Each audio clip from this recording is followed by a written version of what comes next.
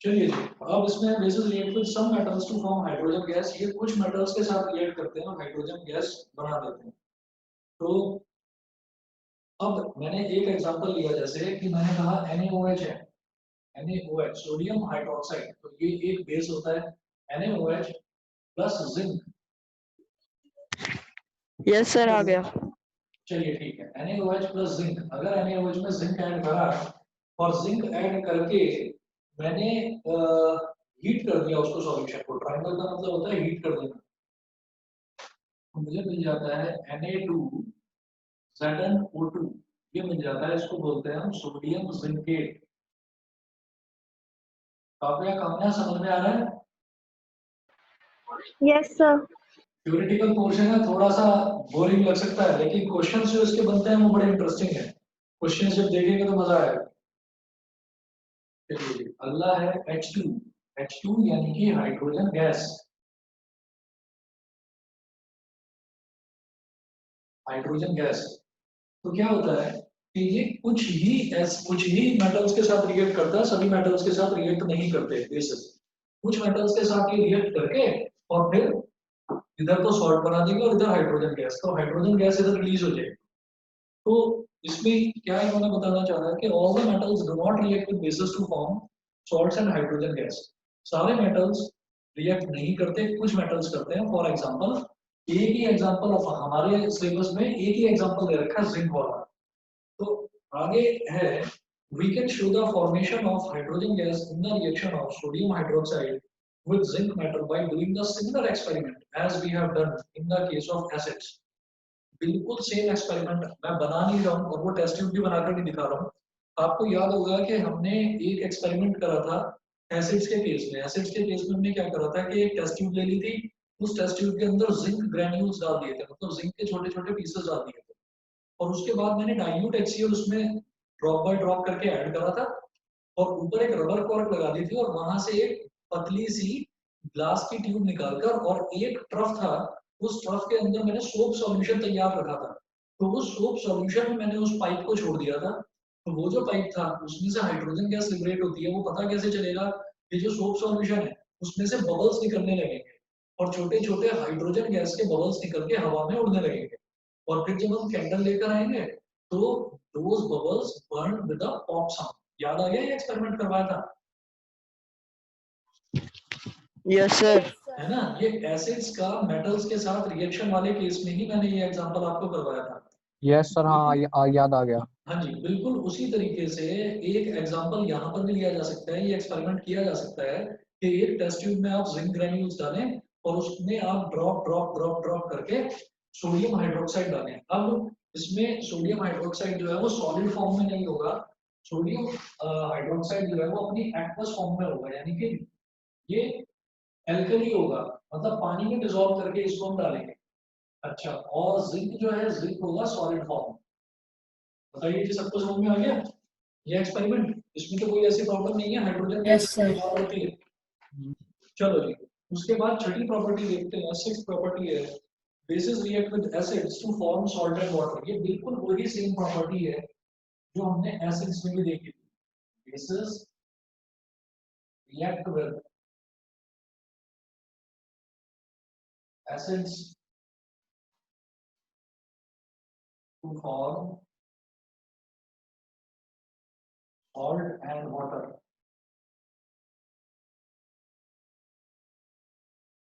Bases react with acids to form salt and water। तो हमने उसमें एसिड्स में क्या देखा था कि acids react with bases to form salt and water, तो उसका उल्टा भी तो ट्रू है कि bases react with acids to form salt and water. इसको बोलते हैं हम न्यूट्रलाइजेशन रिएक्शन। ठीक है, तो जैसे मान लीजिए ये हो गया हमारे पास NaOH,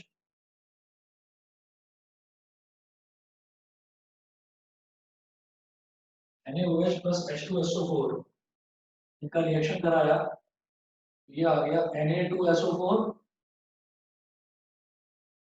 प्लस H2O, तो सॉल्ट बन गया और वाटर बन गया। तो ये सेम प्रॉपर्टी है जैसा कि हमने एसिड्स में भी देखा था। अच्छा, इसको बोलते हैं रिएक्शन को न्यूट्रलाइजेशन रिएक्शन। चलिए, फिर उसके बाद नेक्स्ट प्रॉपर्टी देखते हैं बेसिस की। अगली प्रॉपर्टी है कि bases react with non metal oxides to form salt and water. तो नॉन मेटल ऑक्साइड्स के साथ में रिएक्ट करके तब भी ये सॉल्ट एंड वाटर ही बनाते हैं।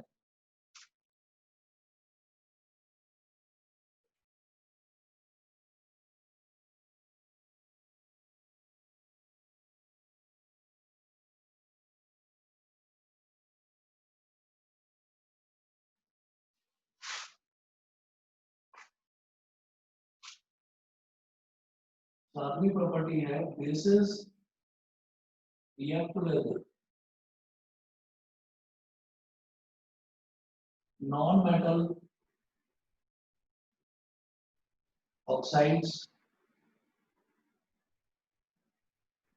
to form salt and water.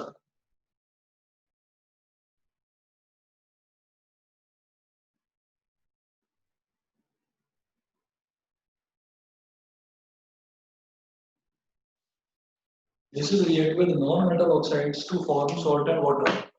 अब इसमें हमने क्या करा कि किसी भी नॉन मेटल ऑक्साइड का अगर रिएक्शन बेस के साथ करा दिया तो भी सॉल्ट एंड वाटर ही बनता है। तो हमने इसका एक एग्जांपल लेते हैं कि मैंने मान लीजिए बेसिस तो एक बेस ले लो कैल्शियम हाइड्रोक्साइड CaOH वोल्ट वाइज और इसका रिएक्शन करा लीजिए आप कार्बन डाइऑक्साइड के साथ। तो कार्बन डाइऑक्साइड CO2 एक नॉन मेटल ऑक्साइड होगा। मैं दोबारा आपको बताता हूँ मेटल ऑक्साइड या मेटल हाइड्रोक्साइड इसका पता कैसे चलता है। अगर मान लीजिए जैसे मान लीजिए CaOH वोल्ट वाइज है तो कैल्शियम के साथ OH आ रखा है, हाइड्रोक्साइड है कैल्शियम का हाइड्रोक्साइड। तो कैल्शियम मेटल होता है या नॉन मेटल होता है ये बताएंगे? कैल्शियम मेटल होता है या नॉन मेटल होता है? Non metal. कैल्शियम बेटा मेटल होता है, याद रखिएगा कैल्शियम मेटल होता है। तो हम मेटल का और नॉन मेटल का हम आइडेंटिफाई कैसे करते हैं कि कौन सा मेटल है और कौन सा नॉन मेटल है? आइडेंटिफिकेशन इस तरह से होता है कि जितने भी कैटायंस बनते हैं, जो भी एलिमेंट कैटायन बनाएगा वो मेटल है, जो भी एलिमेंट एनायन बनाएगा वो नॉन मेटल है। तो सीधी सी बात है कि कैल्शियम है, कैल्शियम का एटॉमिक नंबर होता है 20। तो 20 का मतलब 2, 8, 8, 2। ठीक है, तो 20 का कैसे पता चला कि 2, 8, 2 और 8 कितना हो गया 10, 10 प्लस 8 कितना हो गया 18, 18 18 प्लस 2। तो ये क्या करेगा, ये 2 इलेक्ट्रॉन्स डोनेट करेगा। तो ये इलेक्ट्रॉन डोनर है। तो जो भी इलेक्ट्रॉन डोनेट करते हैं, चाहे आप मैग्नीशियम की बात करो, चाहे कैल्शियम की, चाहे पोटेशियम, चाहे सोडियम, सारे के सारे कैटायंस बना रहे हैं। तो जो भी कैटायन बनाते हैं उनको हम बोलते हैं मेटल्स। हाँ जी बताइए क्या बोल रहे हैं? नॉन मेटल मेटल की प्रॉपर्टीज नहीं यूज करते हैं आइडेंटिफाई करने के लिए? नॉन मेटल की और मेटल की सबसे बेसिक प्रॉपर्टी, सबसे पहली प्रॉपर्टी जब हम चैप्टर पढ़ेंगे ना मेटल्स एंड नॉन मेटल्स, तो उनकी पहली प्रॉपर्टी ही ये है कि all the cations are metals and all the anions are non metals. हाँ जी बताइए कुछ पूछ रहे थे? सर मैं कह रहा था सर कैल्शियम मैलिएबल भी नहीं होता, डक्टाइल भी नहीं होता और सोनरस भी नहीं होता सर। वो कोई बात नहीं, वो सारी चीजें हमने मान ली, लेकिन जितने भी कैटायंस हैं वो सब मेटल्स होते हैं। एक्सेप्शन हर जगह आएगा। हम ये देखेंगे कि अगर हम मेटल की प्रॉपर्टीज की बात करेंगे ना, तो मेटल्स की कई प्रॉपर्टीज ऐसी भी हैं कि भाई मेटल्स जो हैं वो बहुत स्ट्रांग होते हैं। ठीक है, लेकिन हमारा जो मैग्नीशियम है, वो सॉरी मैग्नीशियम की बात कर रहा हूँ मैं, पोटेशियम है और सोडियम है, ये भी मेटल्स होते हैं लेकिन ये स्ट्रांग होते ही नहीं है। हम कहते हैं कि ये बहुत ज्यादा स्ट्रांग के साथ साथ एक तो स्ट्रांग होता है जो वेट उठा सकता है बहुत ज्यादा, और दूसरा होता है कि ये बहुत हार्ड होते हैं। हार्ड का मतलब कि मैं इनको दबाऊंगा तो दब नहीं सकते, और जबकि मैं सोडियम को दबाऊं और पोटेशियम को सर दबाऊं, दबते हैं, हाँ टूटते नहीं है। क्या? सर दबते तो है, मेलिएबिलिटी वही तो सर, दबते तो अरे दबते तो हैं लेकिन हाथ से नहीं दबेंगे। मैलिएबिलिटी तभी होती है, आप हाथ से किसी को दबाकर नहीं प्लेट बना सकते हो, थिन शीट में कन्वर्ट नहीं कर सकते। On being beaten by a hammer it converts into thin sheets. तो उनको बोलते हैं मैलिएबिलिटी। मैलिएबिलिटी की बेसिक डेफिनेशन ही ये है कि they can be beaten into thin sheets and they can be beaten only with the help of a hammer. Hammer से ही beat sir एक और करेंगे, क्वेश्चन ये नहीं कि आपने हाथों से उसको मारना शुरू कर दिया। ठीक, तो एक्सेप्शन है उसमें। इसी तरीके से मैं कैल्शियम की बात करूं तो कैल्शियम सोनोरस नहीं है, ठीक है, लेकिन उसके बावजूद भी मेटल है। तो अगर कोई भी कैटायन है तो वो मेटल ही होगा, ये 100% सर श्योर। इनका कोई एक्सेप्शन नहीं है सॉलिड आवाज कट प्रॉपर्टी रही का? थी, दोबारा बोल दो प्लीज एक बार, आवाज ना बहुत कट कट के आ रही है। सर इस वाली प्रॉपर्टी का कोई एक्सेप्शन नहीं है? इसका कोई एक्सेप्शन नहीं है, जितने भी कैटायंस हैं वो मेटल हैं 100% श्योर, जितने भी एनायन हैं वो नॉन मेटल हैं, this is for also sure. समझ गए? और सर लेकिन बाकी की प्रॉपर्टीज तो कुछ चीजों में बहुत यूजलेस हो जाती हैं। बहुत सारी सर चीजें, मर्क्यूरी, बहुत सारी प्रॉपर्टीज ऐसी हैं जो सारी नहीं है, वो मतलब सारी को वो सेटिस्फाई ही नहीं करते। फॉर एग्जांपल हमने कहा कि डायमंड है, तो डायमंड को बोला जाता है कि डायमंड कार्बन का एलोट्रॉप है, तो ये बोला जाता है कि डायमंड एक नॉन मेटल है, ठीक है ना। लेकिन डायमंड इतना स्ट्रॉन्ग होता है कि वो खुद से ही टूटता है और कोई कोई भी एलिमेंट उसको तोड़ ही नहीं सकता। सर तो किससे डायमंड क्या टूटता? होता है? हाँ, किससे टूटता है डायमंड? डायमंड को डायमंड ही तोड़ता है, डायमंड को डायमंड ही काटता है, ठीक है। तो क्या डायमंड तो बात है। दुनिया का सबसे स्ट्रॉन्गेस्ट सब्सटेंस नोन है। तो इस वजह से एक्सेप्शंस बहुत सारी हैं, लेकिन जो बेसिक प्रॉपर्टी होती है मेटल्स की, उसको याद रखिएगा कि जितने भी कैटायंस हैं वो सारे मेटल्स हैं और जितने भी आयंस हैं वो सारे नॉन मेटल्स हैं। सर तो डायमंड का भी हथौड़ा होता होगा? और डायमंड का हथौड़ा होता है। होता है सर, ड्रिल भी होती होगी फिर तो। हाँ, वो देखी होगी ना तुमने, फिल्म देखी होगी ना, बैंग बैंग, वो याद आ रही होगी तुम्हें। Yes sir, Kohinoor. हाँ, कोहिनूर और उसमें तो एक एक हीरा था, वो भी नकली। वो भी एक नकली हीरा है। था, वो भी नकली। चलिए जी, तो कैल्शियम हाइड्रोक्साइड, तो यानी कि ये मेटल का हाइड्रोक्साइड है। तो मेटल हाइड्रोक्साइड जितने भी हैं, मेटल हाइड्रोक्साइड जितने भी हैं वो क्या है, बेसिस हैं, ठीक। तो एक तो ये हो गया, ये तो हमारा बेस हो गया। और फिर कार्बन ऑक्साइड, कार्बन डाइऑक्साइड, तो कार्बन क्या होता है, नॉन मेटल होता है। All gases are non metals, एक और प्रॉपर्टी नॉन मेटल की, all gases are non metals. तो कार्बन भी एक गैस है, तो वो भी हमारा नॉन मेटल हो गया। तो कार्बन डाइऑक्साइड जो है, कार्बन डाइऑक्साइड हमारा हो गया non metallic oxide. Non metallic oxide के साथ जब रिएक्शन होता है तब भी क्या बनता है, सॉल्ट एंड वाटर।